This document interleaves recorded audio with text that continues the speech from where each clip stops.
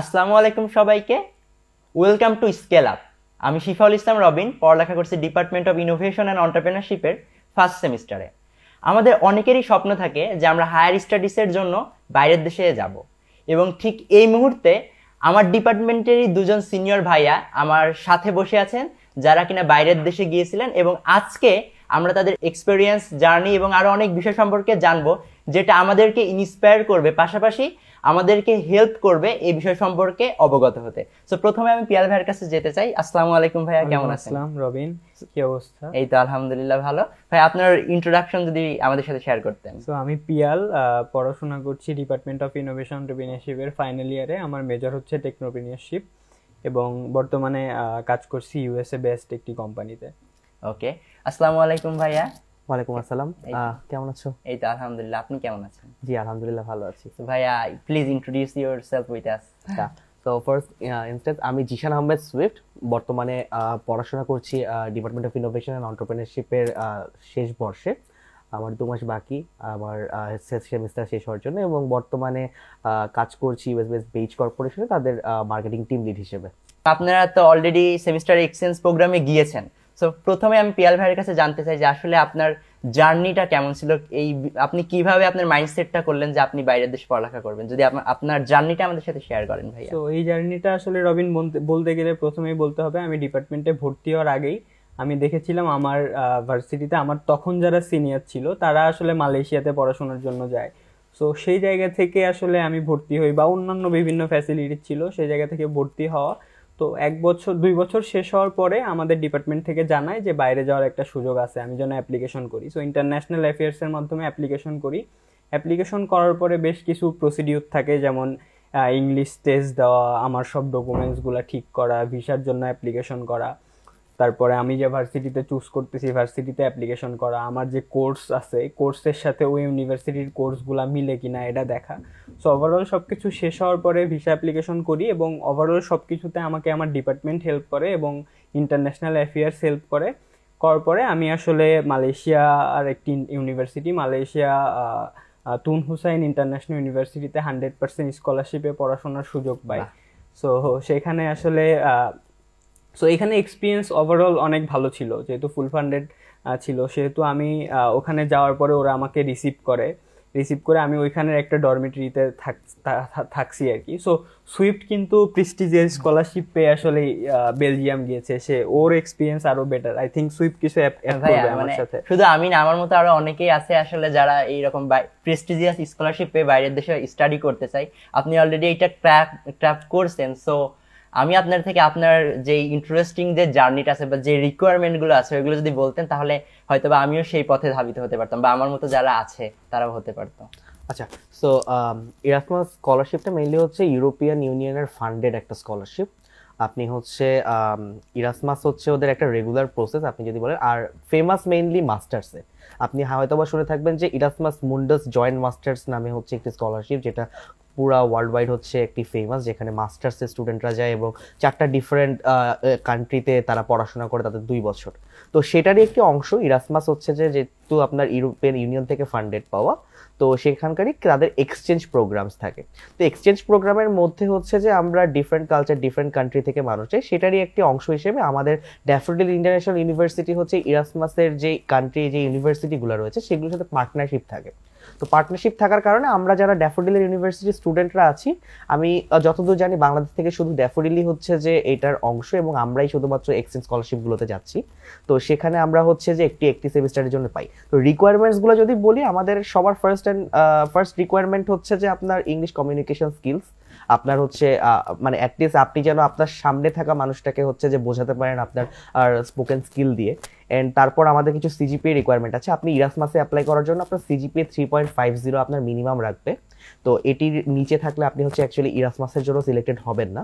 এছাড়াও আপনার in campus activities, যেমন আপনার ক্লাব অ্যাক্টিভিটিস হতে পারে, আপনার ডিপার্টমেন্টের অ্যাক্টিভিটিস, আপনি প্রোগ্রামগুলোতে কীভাবে কতটা অ্যাক্টিভ ছিলেন, আপনি কোকারিকুলাম অ্যাক্টিভিটিসগুলোতে কী কী করেছেন। কারণ আপনি ইরাসমাসে যখন যাবেন, আপনি মোটামুটি প্রায় 30 থেকে 40টা দেশের স্টুডেন্টের সাথে একসাথে আপনি গ্রো আপ করবেন, এবং সেখানে অনেক কমিউনিটি প্রোগ্রাম থাকে, অনেকগুলো প্রোগ্রামসের সাথে আপনি যুক্ত হবেন, অনেকগুলো হাইকিং ইভেন্টস আছে, তাদের হচ্ছে মানডে ফান্ডে আছে, এরকম অনেকগুলো প্রোগ্রাম আছে। তো সেখানে অ্যাকচুয়ালি আপনার কো কারিকুলাম অ্যাক্টিভিটিসগুলো দেওয়ার মাধ্যমে আপনি আপনার নেটওয়ার্কিংটা বিল্ড আপ করতে পারেন। তো এই রিকোয়ারমেন্টসগুলো যদি আপনি ফুলফিল করেন, you are good to go. আপনি হচ্ছে যে ইরাসমাস ক্র্যাক করাটা আপনার জন্য তেমন একটা বড় ব্যাপার হবে না।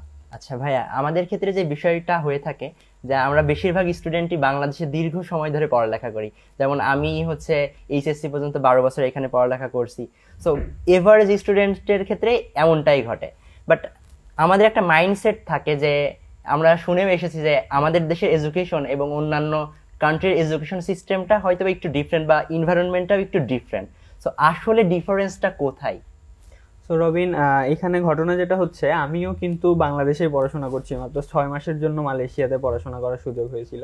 সো এখানে যে আমি কিন্তু আমাদের ডিপার্টমেন্টের সাথে বাইরের দেশের পড়াশোনার আসলে বেশ কিছুটা মিল পাই। আই থিঙ্ক সুইপটাও আমার সাথে একমত হবে ব্যাপারটা নিয়ে। সো ওইখানের পড়াশোনা লাইক আমাদের ডিপার্টমেন্টে যেভাবে আমরা পড়াশোনা করি অনেকটা এরকম। আই ডোন্ট নো যে অ্যাবাউট বেলজিয়াম, যে বেলজিয়ামে কি ধরনের এডুকেশন ছিল। তো আমি শেষ করি সুইপ। সো এখানে যেটা আমি মানে একটা গল্প বললে হয়তো তুমি বুঝবা, সেটা হচ্ছে আমাদের অ্যাসাইনমেন্ট দেওয়া হয়েছিল একটা। সো এখানে আমার যে টিমমেট গুলা ছিল এরা ডিফারেন্ট 19টা দেশের স্টুডেন্টরা ছিলাম আর কি ওইখানে। সো আমাদের অ্যাসাইনমেন্টটা ছিল এরকম যে আমাদের একটা রেস্টুরেন্টে আসলে কিভাবে ব্যবসা রান হয়, সো এটাকে আসলে আইডেন্টিফাই করা, এটার উপরে একটা কেস স্টাডি তৈরি করা। সো লজিক্যালি আমি এখানে যেটা বুঝতে পারছি সেটা হচ্ছে আমাদের ওইখানে যাওয়া লাগছে, জিজ্ঞাসা করা লাগছে যারা কাস্টমার, আপনারা কেন কিনতেছেন, কেন আপনি না কিনে বাইরে বের হয়ে যাচ্ছেন, কেন আপনি কেক 10 টাকারটা না কিনে 20 টাকারটা কিনলেন। সো এই যে কোশ্চেনিয়ার গুলো আমরা তাদের সাথে ডিসকাস করছি, আমরা একটা ব্রেকডাউন করে একটা ওভারঅল মানে রিসার্চ পেপার মতো বের করছি। সো এখানে দুইটা দিক দিয়ে ফায়দা হচ্ছে, একটা হচ্ছে আমরা কিন্তু হাতে কলমে ব্যবসাটা সম্পর্কে জানতে পারছি, এবং দুই হচ্ছে ভার্সিটিও, যে ভার্সিটিতে আমি পড়াশোনা করছি তারাও কিন্তু একটা ইনসাইট পাচ্ছে যে আসলেই কেন মানুষ কিনতেছে না, কেন কিনতেছে, এবং ওই দোকানদারও কিন্তু একটা ইনসাইট পাচ্ছে যে তাদের ল্যাকিংসটা আসলে কোথায়। সো আমি কিন্তু এই যে আমাদের ডিপার্টমেন্টের সাথে তুমি এবার কানেক্ট করতে পারবা। সো আমাদের ডিপার্টমেন্ট থেকেও কিন্তু এই ধরনের আসলে অ্যাসাইনমেন্টগুলো দেওয়া হয়। সো সুইফট আই থিংক আরো অ্যাড করতে পারবে আমার সাথে।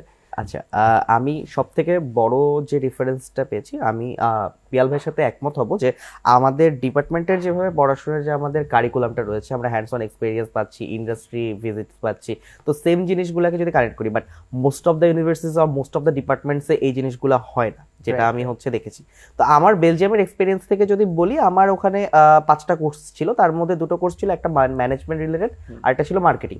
সো 2টা কোর্সকে কম্বাইন করে আমাদেরকে একটি অফিসের সাথে, একটি কর্পোরেট অফিস, ওখানকার একটি স্টার্ট আপ কোম্পানি ছিল, তাদের সাথে কানেক্ট করে দেওয়া হয় 5 জন করে গ্রুপে করে।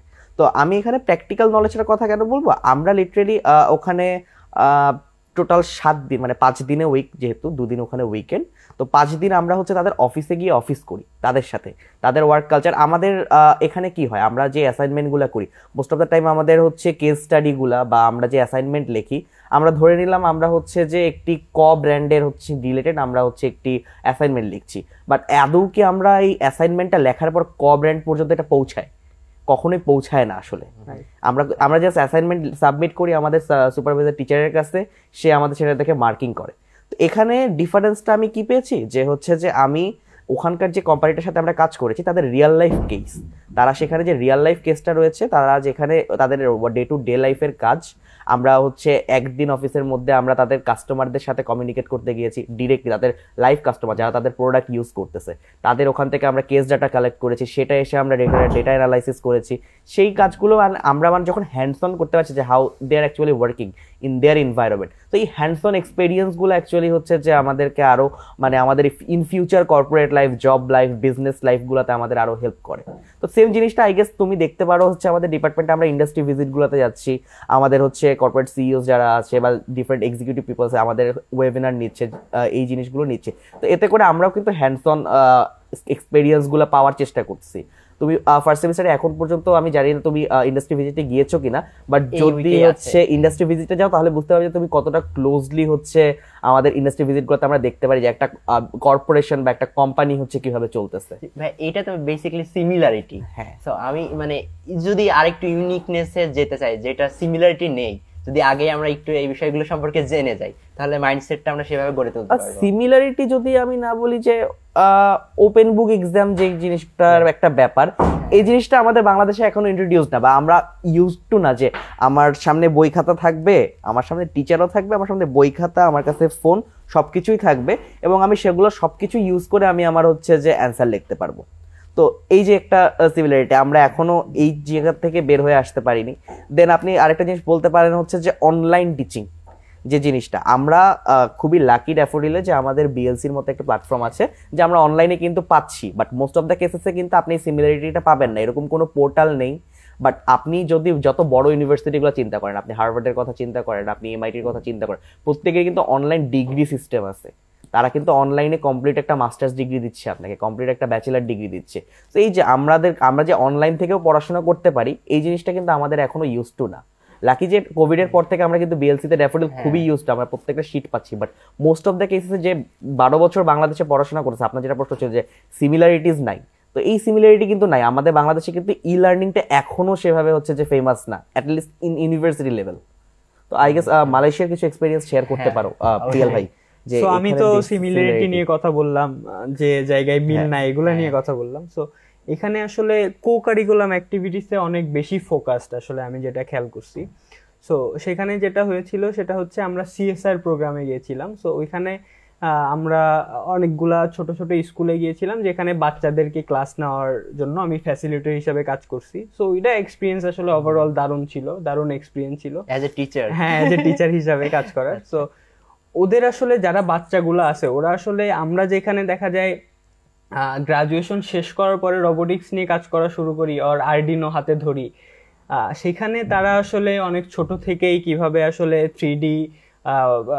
3D প্রিন্টার কাজ করে, কিভাবে আসলে কোয়ান্টাম কম্পিউটিং কাজ করে, যেগুলো আমরা মানে অনেক হায়ার স্টাডিতে জানি, কিন্তু তারা আসলে অনেক ছোট থেকে এগুলার সাথে অনেক ইউজ করে। এবং ইউনিভার্সিটি গুলাও চেষ্টা করে এই বাচ্চাদেরকে যারা আসলে বড় হচ্ছে তাদেরকে এইসব এক্সপিরিয়েন্স দেওয়া, শেখানোর, এবং সেটা সিএসআর প্রোগ্রামের মাধ্যমে। সো এটা দারুণ, ওভারঅল আসলে এক্সপিরিয়েন্স দারুণ ছিল। এবং যেহেতু আমি বললাম যে বিভিন্ন দেশের থেকে স্টুডেন্টরা ছিল, তো ডিফারেন্ট কালচার ছিল। সো এখান থেকে দারুণ কিছু লার্নিং হয়েছে, নেটওয়ার্কিং হয়েছে। সো ওভারঅল এক্সপিরিয়েন্স দারুণ, মেমোরেবল একটা মোমেন্ট বলা যায়। আচ্ছা ভাইয়ার কাছ থেকে তো একটা আনফরগেটেবল ইভেন্ট শুনলাম। সো সেম ওয়েতে আপনার কাছ থেকে ইন্টারেস্টিং একটা স্টোরি শুনতে চাই, মানে যেটার মধ্যে আমরা অনেক মজা খুঁজে পাবো। আচ্ছা, ভাইয়া তো অলরেডি হচ্ছে মজার কাহিনী বললো, হ্যাঁ আমি একটু কষ্টের কাহিনী বলি। ওকে, অবশ্যই। ওকে, আমি হচ্ছে আমার বেলজিয়ামে যাওয়ার ঠিক 3 সপ্তাহ পরে পাসপোর্ট হারাই ফেলি। পাসপোর্ট হারানোর কাহিনীটা খুবই হচ্ছে লোমহর্ষক বলা যায়। তো আমি যে সিটিতে ছিলাম এটা হচ্ছে লিউভেন, এটা হচ্ছে ব্রাসেলস হচ্ছে বেলজিয়ামের আপনার রাজধানী। লিউভেন ঠিক 20 মিনিট দূরে। অ্যান্ড একটা দূরে সিটি আছে সেটার নাম অন্টওয়ার্পেন, ওখানে প্রচুর বাংলাদেশি থাকে। তো নতুন লিভেন আসছি, বাংলাদেশি খুঁজে পাইনি। আর আমরা জানি যে ওখানে যারা আন্ডারগ্রেড ব্যাচেলার করতে গেছে পরিচিত হয়ে গেছে ভিসা অ্যাপ্লিকেশনের সময় দিল্লিতে থাকতে। তো এখন তারা থাকে অন্টওয়ার্পেনে। তো আমি, আমার সাথে গিয়েছিল ট্যুরিজম ডিপার্টমেন্টের স্যার, আমরা দুজন হচ্ছে তাদের সাথে দেখা করতে যাবো ওই দিন। আমরা ক্লাস শেষ করি, ক্লাস শেষ করে হচ্ছে ওই দিন আমরা হচ্ছে ক্লাস থেকে ডিরেক্টলি হচ্ছে রেল স্টেশন দিয়ে আমরা অন্টওয়ার্প চলে যাই। তো মজার ব্যাপার হচ্ছে যে আপনি বাংলাদেশে কিন্তু বাংলাদেশি দেশি খাবার, ভাত মাছ, এগুলাকে আপনি হচ্ছে নর্মালি দেখলেও আপনি দেশের বাইরে যখন যাবেন আপনার কাছে হচ্ছে এগুলো অমৃত মনে হবে। সো আমরা ওখানে যে যখন প্রচুর বাঙালি পাই, আমরা তখন আমি আর সাথে বাংলা ছাড়া মনে করতাম লিউভেনে আর কেউ বাংলা বলে না। তো ওখানে যায় প্রায় আমরা 20-25 জনের একটা আমাদের বয়সী গ্রুপ পেলাম যারা ওখানে ব্যাচেলার করতেছে ওখানকার একটা ইউনিভার্সিটিতে। তো তখন বাংলা ভাষায় কথা বললাম, তারা আমাদেরকে অন্টওয়ার্পেন ঘুরে দেখাচ্ছে। সেখানে আমরা বাংলাদেশি কিছু দোকান পেলাম, সেখান থেকে আমরা ডাল কিনছি, মসুরের ডাল কিনছি 4 কেজি, চাল কিনছি 10 কেজি, তারপর চিপস কিনছি, ম্যাগি মশলা কিনছি, তারপর হচ্ছে মানে বাংলাদেশি যে জিনিসগুলো আমি বাংলাদেশে রেগুলারলি দোকান থেকে কিনবো না। লাইক আপনি লিচু কবে খেয়েছেন লাস্ট আমি জানি না, বাট আমি ওখানে যা দেখছি যে প্রাণের লিচি আছে, লিচি টিচি সব কিনছি। তো আমার কাছে 2 ব্যাগ এবং সাদের কাছে 2 ব্যাগ, আমাদের কাছে 4 ব্যাগ হয়েছে টোটাল আমাদের বাজার করে। তো আমরা তখনও ট্রান্সপোর্টেশনের সাথে একদমই ইউজ টু না বেলজিয়ামের। তো আমরা হচ্ছে তখন আমার সাথে বললাম না আমরা ক্যাম্পাস থেকে ব্যাক করতেছি, ওই দিন আমাদের ডকুমেন্টেশন আমরা হচ্ছে সাবমিট করেছিলাম। তো আমাদের 2 জনের ব্যাগেই আমাদের সব ডকুমেন্টস ছিল। মানে আমি জিসান আহমেদ সুইফট, আমার নিজেকে প্রুভ করার জন্য যত ডকুমেন্ট আছে আমার এনআইডি কার্ড থেকে শুরু করে এসএসসি এইচএসসি সার্টিফিকেট, আমার ওখানকার ভিসা অ্যাপ্লিকেশন ফর্ম, ওখানে আমি থাকার যে আমার রেসিডেন্সের একটা, যেহেতু ফার্স্ট মান্থে আমাদেরকে কার্ড দিয়ে দেওয়া হয় না, তো আমাদের একটা পেপার দেয়, সেই সব পেপার সহ আমার ফুল ফাইলটা আমার ব্যাগে ছিল। তো ট্রান্সপোর্টেশনের যে ব্যাপারটা বুঝি না তখনও। তো ট্রেনে উঠছি, ট্রেনে ওঠার পর আমার অন্টওয়ার্পেন থেকে লিউভেনের দূরত্ব 40 মিনিট। তো 40 মিনিট হয়ে গেছে, অলরেডি 1 ঘন্টা 10 মিনিট হয়ে গেছে, আমরা এখনো লিউভেন পৌঁছাচ্ছি না। তো 1 ঘন্টা 10 মিনিট হওয়ার পর আমরা সাদা আমি ডিসকাস করতেছি, আচ্ছা লিউভেন আসে না কেন? আরে আমরা তো গেছি 40 মিনিটে, এমন তো না যে রাস্তা চেঞ্জ হয়ে যাবে বা ট্রেন অন্য দিক দিয়ে যাবে যে 40 মিনিটের জায়গায় হইলো 20-30 মিনিট ঘুরে যাইতেই পারে। তো ম্যাপ দেখলাম, এক তো ম্যাপ ডাচে লেখা, একটু পরপর প্রায় 5-6 মিনিট পরপর ইংলিশটা আসে। তো দেখতেছি যে আশপাশের ম্যাপের চারপাশে কোনো জায়গাতে লিউভেন লেখাই নেই। তো তারপরও আরো 10-15 মিনিট পর হচ্ছে আমরা টিটিকে জিজ্ঞেস করলাম, টিটি আসলো। একটা ভালো জিনিস হচ্ছে যে লিউভেনের মানুষরা ইংলিশ পারে, অ্যান্ড লিউভেন না, বেলজিয়ামের মানুষরা ইংলিশ পারে। অ্যান্ড কারণ বেলজিয়ামে হচ্ছে 3টা ডিফারেন্ট ল্যাঙ্গুয়েজ আছে, অ্যান্ড ইংলিশকে ওরা মানে পয়েন্ট অফ কমিউনিকেশন বানায় ফেলছে। তো ইংলিশ পারার কারণে টিটিকে জিজ্ঞেস করলাম যে হচ্ছে যে আমরা তো লিউভেন যাব, তো ট্রেন লিউভেনে কখন দাঁড়াবে? আমরা তো ভাবছি 40 মিনিটে আসে। তো টিটি পুরো শক খায় আমাদের উপর, কারণ বলে যে তোমরা যদি লিউভেনে যাইতা, তোমার অনট্রেপ থেকে 20 মিনিট পরে একটা স্টপ ছিল, সেই স্টপে নামে আরেকটা ট্রেনে উঠতে হইতো, তাহলে তুমি লিউভেন যাইতে পারতা। এখন তো আমরা প্রায় এর পরের স্টেশন জার্মান বর্ডার, আমরা লিটারালি বেলজিয়াম থেকে জার্মানির বর্ডার পর্যন্ত পৌঁছায় গেছি, আমরা এদিকে জানিও না। সো এটা একটা মানে কমপ্লিটলি তখন একদমই নতুন, তখনও হচ্ছে আমাদের রেসিডেন্স পারমিট কার্ড হয়নি। তো রেসিডেন্স পারমিট কার্ড ছাড়া কিন্তু আপনি এক দেশ থেকে আরেক দেশে যেতে পারবেন না। তখনও আপনার কাছে পাসপোর্ট থাকলেও টাফ হয়, কারণ আপনার ভিসাতে তখন শুধুমাত্র বেলজিয়ামের সিলটা, আপনার কাছে রেসিডেন্ট পারমিট নাই, আপনি তখন অন্য দেশে যেতে পারবেন না। তো এই সময় এখন আমরা ব্যাক করলাম আবার ওখান থেকে, তখন আমাদের টিটি বললো যে এই ট্রেনটা আবার অনট্রেপ ব্যাক করবে বর্ডার থেকেই। সো আমরা ঠিক আছে, আমরা তারপর হচ্ছে পৌঁছায় গেলাম। অনট্রেপ যাওয়ার পর আমরা আরেকটা ট্রেনে উঠি যেটা ডিরেক্টলি লিউভেন যায়। তো ওই সময় আমি হচ্ছে আমার যে ঘাড়ের ব্যাগটা, তো বললাম 2টা ব্যাগ না আমার হাতে, তো ঘাড়ের ব্যাগটা আমি হচ্ছে উপরের কম্পার্টমেন্টে রাখি, অ্যান্ড লিউভেনে নামার সময় উপরের কম্পার্টমেন্টে আমার ব্যাগটা উপরেই থেকে যায়। এখন আমি আমার ব্যাগ আসছি, আমার তখনও মাথায় নাই, আমার হাতে 2টা ব্যাগ। আমি বাসে করে বাসায় আসছি, বাসায় এসে ওই দিন সানডে, ছুটির দিন, কেউ নাই রাস্তাঘাটে। বাসায় আসার পর আমি ফোন চার্জ দিব, আমার ফোনে চার্জার কই, চার্জার ব্যাগে, ব্যাগ কই, ব্যাগ জানি না। এখন ব্যাগ কই, ব্যাগ তো পাচ্ছি না। তারপর মনে পড়লো আচ্ছা ট্রেন থেকে কি আমি নামার সময় ব্যাগ নিছি? আমি ফার্স্টে গেলাম বাস স্ট্যান্ডে, বাসের লোকদের কাছে ব্যাগ কোনোটা থাকলে কাউন্টারে ডিরেক্টলি জমা দিয়ে যায়, কারণ বাস ওই জায়গা থেকেই ছাড়ে। তো কাউন্টারে ব্যাগ নাই, তার মানে আমি ট্রেনেই বাস ছাড়ছি, ব্যাগটা ছাড়ছি। তো এখন আমার কাছে তো প্রুফ করার আর কিছু নাই, আমার পাসপোর্ট থেকে শুরু করে সব ডকুমেন্ট, লিগাল ডকুমেন্টস আমার কাছে বলতে আমার ওখানকার ইউনিভার্সিটির কার্ডটা শুধুমাত্র আমার ওয়ালেটে, আর কিচ্ছু নাই। তো পরের দিন আমি হচ্ছে সকালবেলা রায়হান স্যারকে ফোন দিলাম, আমাদের ইন্টারন্যাশনাল অ্যাফেয়ার্সের ডিরেক্টর স্যার। তো রায়হান স্যারকে আমি ফোন দিয়ে বললাম যে স্যার আমি তো হচ্ছে কালকে ব্যাগ হারাইছি, আমার ওটাতে পাসপোর্ট ছিল। স্যার খুবই চিল, স্যার বলছে কোনো টেনশন নিও না, তুমি বেলজিয়ামে আসো, ব্যাগ পাই যাবে একদিনের মধ্যে। আমি আরো ফ্রাস্ট্রেশনে যে ব্যাগ কিভাবে পাবো। আমি তারপর পুলিশ স্টেশনে গেছি, পুলিশ স্টেশনে যাই কেস করছি। ওরা তো কমপ্লিটলি এটা নিয়ে হচ্ছে যে খুবই সিরিয়াস, একজন ইন্টারন্যাশনাল স্টুডেন্ট, তার উপর হ্যাঁ ইরাসমাসের ভ্যালিউ ওখানে বুঝছে যে তারা ইরাসমাসে আসা স্কলারশিপে আসা স্টুডেন্টদেরকে প্রচুর ভ্যালিউ দেয়, কারণ ইউরোপের মধ্যে সব থেকে প্রেস্টিজিয়াস স্কলারশিপ হচ্ছে ইরাসমাস। তো আমার থেকে সবকিছু ডিটেলস শুনতেছে, সবকিছু ডিটেলস শুনে এখানে ছোট একটা মজার ঘটনা আছে যে লিউভেন হচ্ছে one of the happiest city in the world. তো ওখানে ক্রাইম রেট খুবই কম। তো আমাকে পুলিশ বলছে after ages I got actual case, like say অনেকদিন পর একটা আসল কেস পাইছে। তো এখন আমার সব জিডি আমাকে বাংলাদেশ এম্বাসির সাথে কানেক্ট করাই দিছে। এখন আমি স্টেশনে আসছি, স্টেশনে আসার পর সিটি হল থেকে আমার আরেকটা ডকুমেন্ট নিতে হবে, কারণ আমি রেসিডেন্সের কার্ডের যে ডকুমেন্ট ওটা হারাই ফেলছি। তো আমি ভাবলাম যে রেল স্টেশন থেকে আমি সিটি হলে যাওয়ার আগে রেল স্টেশনে কথা বলে যাই। তো কথা বলে যাই, ওই সময় আমি গেলাম জাস্ট ওখানে যে স্টেশনটাতে যাওয়ার সময় আমি দেখতেছি যে আমার ব্যাগটা জাস্ট তখন আসছে, অ্যান্ড আমাকে বলতে ইজ দ্যাট ইয়োর ব্যাগ? আমি জাস্ট ডেসক্রিপশন দিচ্ছি তখনই yeah that's my bag, that's my bag. আপনার ওই মোমেন্টে কমপ্লিটলি আনবিলিভেবল অ্যান্ড কমপ্লিটলি একটা মিরাকেল। অ্যান্ড সেই লোকটা আমাকে বলতেছে হচ্ছে যে please show me your ID, my passport is in my bag, can you please check the last zipper? ওই লোক লিটারালি জিপার লেখা আমাকে বলছে yeah seems like you come.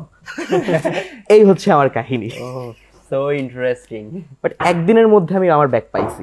So আপনি সিস্টেমটা বুঝতে পারতেছেন যে আপনি আপনার একটা জিনিস হারাই ফেলছেন তার আগের দিন, ট্রেনের মধ্যে হারিয়েছেন, যে ট্রেনটা এখান থেকে আরো প্রায় 250 কিলোমিটার দূরে গেছে, সেই 250 কিলোমিটার দূরে যাওয়ার ট্রেনটা আপনি আবার লিউভেনে, আমার ব্যাগটা লিউভেনেই আসছে, কারণ আমি লিউভেনে নামছিলাম।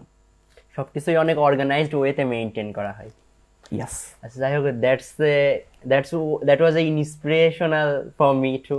যাই হোক ভাইয়া, শেষের দিকে আমি আসলে জানতে চাই, আমি এবং আমার মতো যারা আছে, মানে আপনাদের লাস্ট একটা বার্তা দুজনের কাছ থেকে শুনবো, যে কিভাবে আসলে বা আপনারা কিভাবে আমাদেরকে শর্ট মেসেজে ইন্সপায়ার করবেন যে আমরাও যেন হায়ার স্টাডিজের জন্য বাইরের দেশে স্টাডি করতে যেতে পারি।